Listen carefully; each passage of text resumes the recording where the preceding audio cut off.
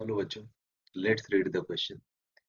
The question says that the radionuclide 11 carbon decays according to the equation this. इसका T half है 20.3 minutes. The maximum energy of the emitted positron is 0.960 milli-electron. The first option is show that the disintegration energy for this process is given by mc minus mb minus 2me into c square, where mc and mb are atomic masses and me is mass of positron. B option है given the mass values mc is equal to this, mb is equal to this and me is equal to this. Calculate Q and compare it with the maximum energy of the emitted positron. तो ये आपका question है. So let's start with the key concept.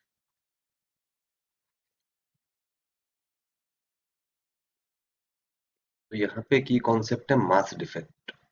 तो मान लीजिए ये आपको equation दिया हुआ है 6C11, ये डिकम्पोज होता है 5 बोरॉन 11 प्लस पॉजिट्रॉन और प्लस एक इसमें गामा रेडिएशन एमिट होता है.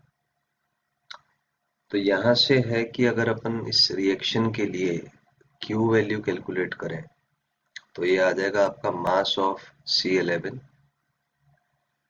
Minus mass of B11 minus mass of positron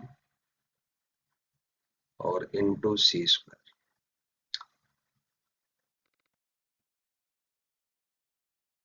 अब यहाँ पे जो मासेस अपन ने यूज किए हैं वो मासेस हैं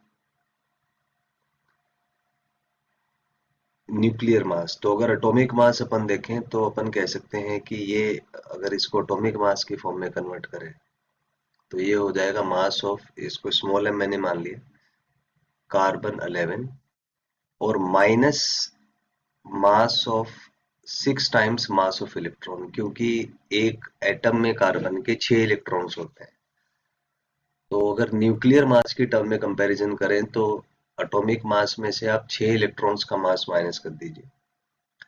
सिमिलरली बोरॉन में अगर एटॉमिक मास की टर्म में लिखे तो mass of boron aluminium minus 5 times mass of electron आ जाएगा. और यहाँ से आपका माइनस मास ऑफ इलेक्ट्रॉन, क्योंकि पॉजिट्रॉन इलेक्ट्रॉन दोनों का मास सेम होता है, इनटू सी स्क्वायर. तो यदि इस इक्वेशन को सॉल्व करें तो यहाँ से आ जाएगा आपका mass of C11 minus mass of B11 nucleus -6 और +5 ये -1 हो जाएगा, तो -me और -me, तो -2me इंटू C स्क्वायर. तो ये आपका यहाँ से फर्स्ट क्वेश्चन, ये आपका आंसर आ जाएगा इसका.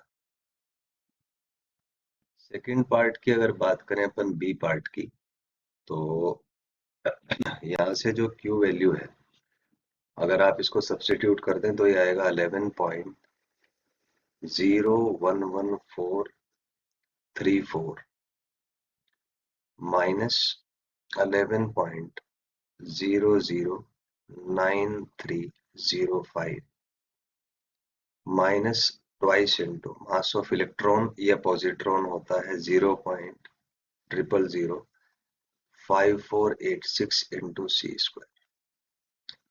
तो इसे अगर आप सोल्व करें तो ये आएगा 0.001031 और ये जो UC स्क्वायर है ये इक्विवेलेंट होता है आपका 931.5 मेगा इलेक्ट्रॉन वोल्ट. भाई यहाँ से ये UC स्क्वायर जो है ये 931.5 मेगा इलेक्ट्रॉन वोल्ट के इक्विवेलेंट होता है. तो ये आ जाएगा आपका 0.9611 मेगा इलेक्ट्रॉन. तो आप देख सकते हैं लगभग ये दोनों एनर्जीज पॉजिट्रॉन की मैक्सिमम एनर्जी के इक्वल ही. तो यहाँ से आप देख सकते हैं कि ये जो एनर्जी है आपकी ये लगभग पॉजिट्रॉन की मैक्सिमम एनर्जी के इक्वल ही है. तो यहाँ से अपन कह सकते हैं कि इक्वल होंगी दोनों एनर्जीज. तो ये आपके दोनों पार्ट के आंसर हो गए, ऑप्शन नंबर ए और ऑप्शन नंबर बी दोनों के. I hope you understand it well. Thank you.